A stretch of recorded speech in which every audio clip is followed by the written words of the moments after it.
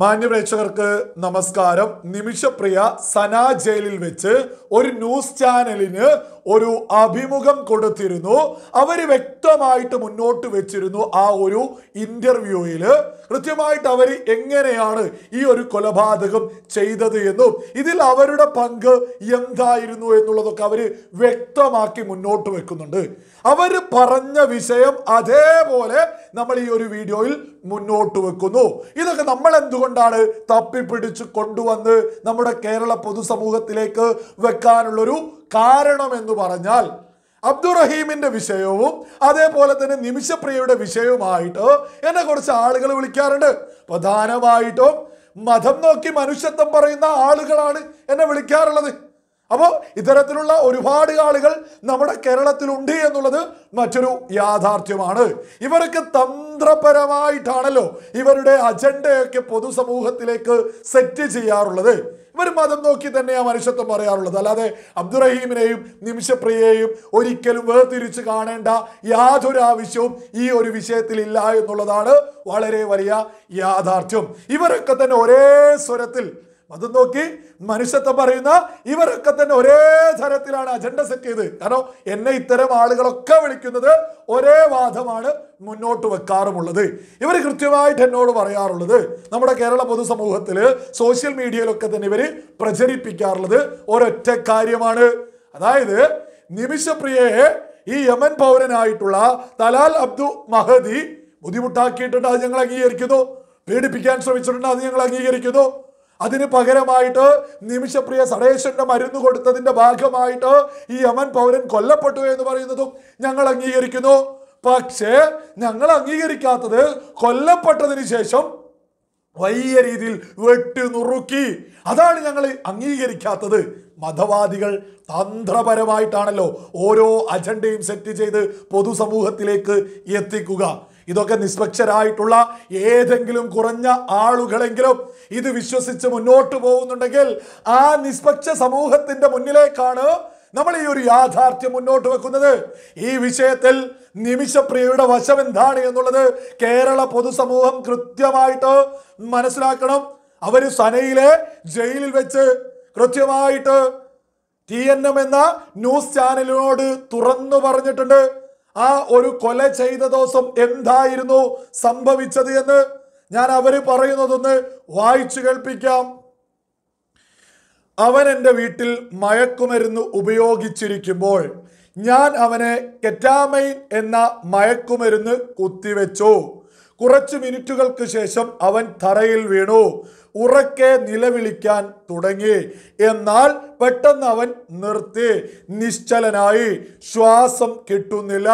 അവൻ്റെ നാഡീമിടിപ്പ് പരിശോധിച്ചപ്പോൾ എനിക്കത് ലഭിച്ചില്ല. നിമിഷ ഓർമ്മിക്കുന്നു. ഞാൻ ഭയപ്പെട്ടു. ഞാൻ അവനെ കൊല്ലാൻ ഉദ്ദേശിച്ചിരുന്നില്ല. ഞാൻ വേഗം എൻ്റെ സുഹൃത്ത് ഹനാനെ വിളിച്ചു. അവളും താഴെ താമസിക്കുന്ന ഒരു നേഴ്സ് ആയിരുന്നു. ഞാൻ അഭിമുഖീകരിക്കുന്ന പ്രശ്നം അവൾക്കറിയാമായിരുന്നു. ശരീരം കളയാൻ എന്തെങ്കിലും ചെയ്യണമെന്ന് അവൾ പെട്ടെന്ന് എന്നോട് പറഞ്ഞു. ഞാൻ ഉത്കണ്ഠയാൽ പരിഭ്രാന്തരായി സെഡേറ്റീവ് ഗുളികകൾ കഴിച്ചു. ഹനാൻ തന്നെയാണ് മൃതദേഹം വെട്ടിമാറ്റി വാട്ടർ ടാങ്കിൽ സംസ്കരിച്ചത്. എൻ്റെ ഉത്കണ്ഠയുടെ ആക്രമണത്തിന് ഗുളികകൾ കഴിച്ചപ്പോൾ എനിക്ക് അത് ഓർമ്മയില്ല. നിമിഷ തുറന്നു പറയുന്നതാണ് നമ്മൾ കേട്ടിട്ടുള്ളത്. കേസിൽ കൂട്ടുപ്രതി കൂടിയായ ഹനാനെ ജീവപര്യന്തം തടവിന് ശിക്ഷിച്ചു. 2017 ഓഗസ്റ്റിൽ ഹനാനെയും നിമിഷയെയും അറസ്റ്റ് ചെയ്യുകയും വിചാരണ കോടതി നിമിഷയെ വധശിക്ഷ വിധിക്കുകയുമായിരുന്നു ചെയ്തിട്ടുണ്ടായിരുന്നത്. ഇതിൽ കൃത്യമായിട്ട് നിമിഷ മുന്നോട്ട് വെച്ചിട്ടുണ്ടായിരുന്നു, എനിക്ക് നിയമസഹായങ്ങൾ ലഭിച്ചിട്ടില്ലായിരുന്നു എന്നുള്ളത്. കോടതിയിൽ കേസ് പരിഗണിക്കുമ്പോൾ നിയമപരമായ പിന്തുണ ലഭിക്കാത്തതിനാലാണ് തനിക്ക് ഏറ്റവും ഉയർന്ന ശിക്ഷയായ വധശിക്ഷ ലഭിച്ചതെന്ന് നിമിഷ കൃത്യമായിട്ട് മുന്നോട്ട് വെക്കുന്നുണ്ട്. ഞാൻ അവൻ്റെ ഭാര്യയല്ലെന്നും പീഡിപ്പിക്കപ്പെട്ടുവെന്നും അവനെ കൊല്ലാൻ ഉദ്ദേശിച്ചിട്ടില്ലെന്നും ഞാൻ കോടതിയിൽ അപേക്ഷിച്ചെങ്കിലും ഒരു അഭിഭാഷകന്റെ സഹായമില്ലാതെ കോടതിയിൽ ഇത് തെളിയിക്കാൻ എനിക്ക് കഴിഞ്ഞില്ല. നിമിഷകൃത്യമായിട്ട് മുന്നോട്ട് വെക്കുന്നതാണ്. വിവാഹ സർട്ടിഫിക്കറ്റ് വ്യാജമാണെന്ന് കോടതിക്ക് എളുപ്പത്തിൽ തിരിച്ചറിയാനാകും. അതിൽ എൻ്റെ പേര് പോലുമില്ല. തലാൽ എൻ്റെ ഫോട്ടോ ഇട്ടിരിക്കുന്നത് ഒരു മുസ്ലിം പേരിലാണ്. എൻ്റെ പാസ്പോർട്ട് ഉപയോഗിച്ച് ജഡ്ജി ക്രോസ് ചെക്ക് ചെയ്താൽ ഇക്കാര്യം വെളിപ്പെടും.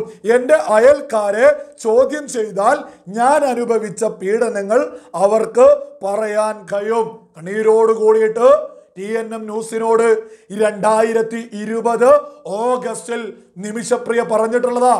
നമ്മളതൊക്കെ തപ്പിയെടുത്ത് മുന്നോട്ട് കൊണ്ടുവരാനുള്ള പ്രധാനപ്പെട്ട കാരണം എന്ന് പറയുന്നത് ഇവിടെ നിമിഷപ്രിയാണ് വെട്ടി നുറുക്കിയെന്ന് പറഞ്ഞ് മതവാദം ഉന്നയിച്ച് മനുഷ്യത്വം പറയുന്ന സകല ആളുകളും നമ്മുടെ കേരളത്തിലൂടെ പ്രചരിപ്പിച്ചുകൊണ്ടിരിക്കുക. അത്തരം സകല ആളുകളും കൃത്യമായിട്ട് കേട്ടില്ലേ, നിമിഷപ്രിയ അല്ല ആ വെട്ടി നുറുക്കിയത് എന്നുള്ളത്. സകലരും ഈ ഒരു വിഷയം ഗൗരവത്തിൽ തന്നെ തിരിച്ചറിയണം.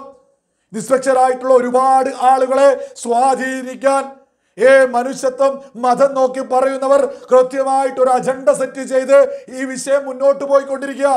സകല നിഷ്പക്ഷരായിട്ടുള്ള ആളുകളും ഈ വിഷയത്തിലെ ഗൗരവം കൃത്യമായിട്ട് തന്നെ മനസ്സിലാക്കണം.